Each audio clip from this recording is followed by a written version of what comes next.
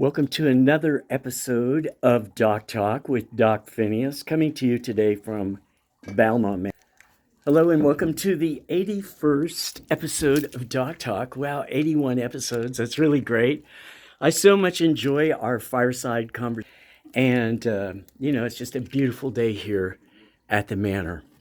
And I have some things I want to discuss with you that perhaps may not be so pleasant, and things that really need to be talked about when you get to be like myself in your mid 70s and you're on your way to 80. You've had enough life experience and lived long enough that you can really see the complexities of culture and the interesting elements of living in various countries around the world. I, for myself, I've traveled in 200 countries, mostly as an archaeologist, and I've had the opportunity to just really reflect on a lot of things as I look past over my life. I found it very amusing when this whole movement started Make America Great Again. I was like, well, you mean it's not great now? And when was it great? So if you ask those people that started that movement, what's the time period of America that you're going to make it great again, they pretty much all refer back to the 1950s. Well, I lived in the 1950s, and believe me, it was not so great. It might have been great if you were white, privileged, wealthy. Like any era, it was probably a great time, which most of these people were very privileged and very wealthy. Came from wealthy families, their wealth was inherited, right? But I was there. And for African American people, for instance, like the best job you could get in that time period was like either being a maid or running an elevator or being a bellhop. It was not great for a lot of people. The girl I was dating was Puerto Rican, and we were in a part of New York where many Puerto Rican people lived in Jackson Heights. And it was pretty much like West Side Story, There were gangs. It was a lot like, Rebel Without a Cause, that movie, where there were like hoodlums. We called them hoods. And they had switchblades. And there was a lot of fighting in the street, a lot of territorialism.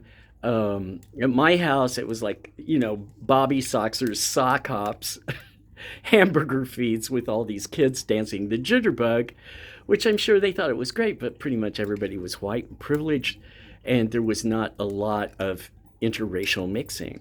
So when my generation sort of came into being in the 1960s, it changed. Life changed. And there was a lot of reaction to that Eisenhower period after the war, where there was a lot of kind of militarism in people's thinking. They've just come out of a war. Most of the people have been in World War II. And my generation had a strong reaction to the hypocracy, which seemed to us to be hypocritical. Like if you belong to a religion where they're preaching, you go to Sunday school and they're singing red and yellow, black and white, we are precious in his sight, right? And yet you see your family is very racially prejudiced. They don't want to embrace that concept, but they sing it every Sunday in Sunday school. So there was just the disparity of the hypocrisy that we could see was horrible. And it finally came to a head where young people were just dropping out and not wanting to be part of society, and especially under Nixon. He was Tricky Dick was another president that he was all over the place. There was a lot of corruption, and people, just my generation, just wouldn't have it. And then, of course, the Vietnam War started, and I was making straight A's in college, and still I was in the lottery and picked lottery number 4. It didn't matter how good of a student you were, working 3 jobs, just trying my very, very best to make it, riding my bicycle 10 miles a day. My life was not on a silver platter. I really had to work hard for every single step that I got of an education. And now to see our educational system be, decried as being poor and just dismantled, it's a big shock to see the time period that we're in right now. I basically started working when I was 13 years old. My father had property, so I had to help him in maintaining the property, apartment houses and trailer parks and all kinds of things like that. And then the family company was electrical corporation. And I basically didn't get to do sports and things like that in school because I had to rush home every night and help my parents with their company. I did all the visual marketing.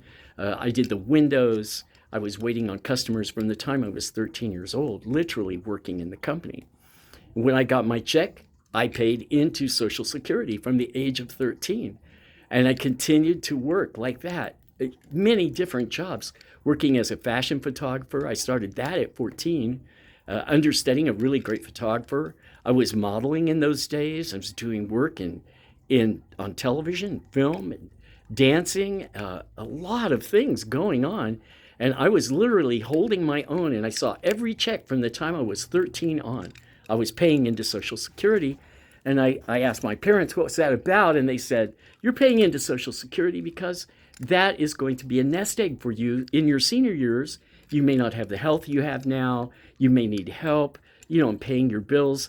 And that's why we have these great programs for seniors. So you just keep paying into it just like it's a bank, and it'll be there for you. And now we can see what's happening in today's world. There is so much hypocrisy. And the way I define that is people give lip service to something. They say they believe in this. They say this is true, but their actions are completely different than what they'd say. So we would go to church and they would say, oh yeah, red and yellow, black and white were precious in his sight. Jesus loves all the children of the world, and yet in my church, black people were not welcome. You would see that form of hypocrisy. And by the time 1968 came, and that was the summer of love, and all of us young people were listening to the Beatles, and the Beatles were singing, all you need is love, and all of our songs were like, the answer, my friend, is blowing in the wind, smile on your brother, everybody get together, let us love one another right now. So our generation was changing the world through our music and getting together as a group and just saying, we're not going to forgo this anymore, where we live in this world where we say we love everybody, but we don't love everybody. And there's this life of privilege if you're white and rich, and then if you're poor, God help you, you have to come through the back door of the kitchen to even walk in a restaurant. And we could see all these things going up. And I think that's why in 1967, I remember in New York City, David Reisling coined the word hippie. And what David Reisling basically said was, we need to replace our hypocrisy with happiness. So we're going to call ourselves hippies. And suddenly we had hippies in 1968, 1969. I went to Woodstock. Hundreds of thousands of young people were all together. And my friends in New York were like Rockefeller, Pell, Wardwell. These are the children of the wealthiest people in our country, people who sat on the New York Stock Exchange, were all my dearest friends, my associates, and they were in jeans, they had long hair, they were friendly, they had a cool vibe. If I walked up to one of my friends, I'd go, oh my God, I love your necklace. He would literally take it off and put it around my neck and say, it's yours. And people sang together, they played together. It didn't matter. We didn't care about your race, where you came from, your family. It's just everybody was in this together, and we called each other brother. And I went from there to living in San Francisco. It was even more in San Francisco. The house I first lived in had 18 people in it, everybody from different persuasions, My roommate was African American. His father was pastor of one of the largest churches in Oakland. And we just became the best of friends, started a jazz combo together, played all over the city. People would hold hands, who would come together, you'd walk down the street, someone would walk right up to you and give you a hug. And we were actually given sensitivity training in college. Like, that's what they felt we needed. So we would sit in a circle, hold hands, share with each other, try to develop compassion for one another. And we were taught how to be sensitive. Now that entire lifestyle is, I believe, what's under attack. Those of us who have survived all these years, and we're in our 70s, who were all about love, changing the world, making the world a more compassionate and loving place where we're all in this together, where we come to some sort of idea of sharing wealth and sharing meals and worrying about your brother and really following what Jesus said, which was do unto others as you would have them do unto you, if you really believe that and practice that, and suddenly it's like, I see Christians get all you can for yourself and screw everybody else. That's hypocrisy, you know? We still have this horrible hypocrisy in our country. The whole idea that Jesus said, as you have done this for the least of these, you have done it for me. And if you really believe that, as you've done something for people who have nothing, you've done it for your God, your Savior, the man that you're worshiping. And you're not really following him or believing him. It's just grab everything you can, gut every program that helps people come up. And the people like me who have been paying into Social Security thinking, someday I'm going to need this help, you know, in my elderly years. You take that away. You take away everything to give tax breaks to billionaires. It's just shocking. The hypocrisy, we're knee deep in hypocrisy. So when we come to this moment in time, we're trying to wade out of this horrible situation of these greedy, super, super rich people who are dictating policy for poor people, for middle-class people, for hardworking people, for people who have paid into Social Security all their life, for people who depend on Medicaid and their monthly Social Security check to live, to just have a morsel of food to put in their mouth, so that these other people can have money for cars, for airplanes, for yachts. I mean, I work for these people. You know, I'm an interior designer that has built their homes and you know, these palaces that they live in, and they don't just have one, they have 5, 6, 7 homes with 15 cars in every home, and you know, maids in every house, and you know, closets that have 30 mink coats. I literally work for these people. I know who they are. I know how they are, that kind of greed exists. And yet they'll profess to be the world's greatest Christian, which you just don't see it in their behavior. I don't see any, as you do it for the least of these, you've done it for me. I don't see that existing right now. So the hypocrisy is this deep. You know, in Kansas, they might say the BS is this deep, but their actions are completely different than what they're speaking, who they are. And I think the best way to face this is, we did it before. I think they're miserable, and misery loves company. When you look at a narcissistic person, I have almost a PhD in psychology. I lived with one of the greatest psychiatrists ever in the city of San Francisco, was my dear friend, who I lived in her home for years and years. And she always said, the most important thing to understand about a narcissistic person is the angrier they make you, the more tranquility they feel.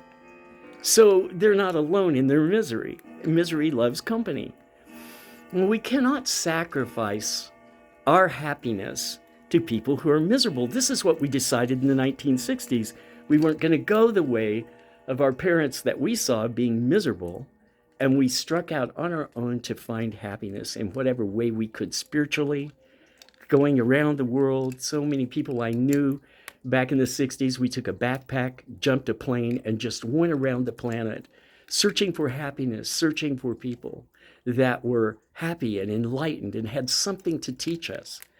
And I have to say, you know, in that experience that I had of going completely around the world when I was 20 years old, only 20, I had my own flight, I headed out, I was at archaeological digs around the world, I was working, and at the same time meeting so many wonderful people. And I cannot begin to tell you how many people's doors opened up to me. And they would say to me, I would be in India, I would be in Egypt, I would be working in Morocco, I would be working in Isfahan. I was working, you know, around the world at these archaeological sites in Africa. The same thing. We really like you. Would you like to come to our house for a nice meal? They opened their home to me, the graciousness and kindness to an American. They said, we love Americans because we know in your heart you really want to help others, and you really do care about our planet globally.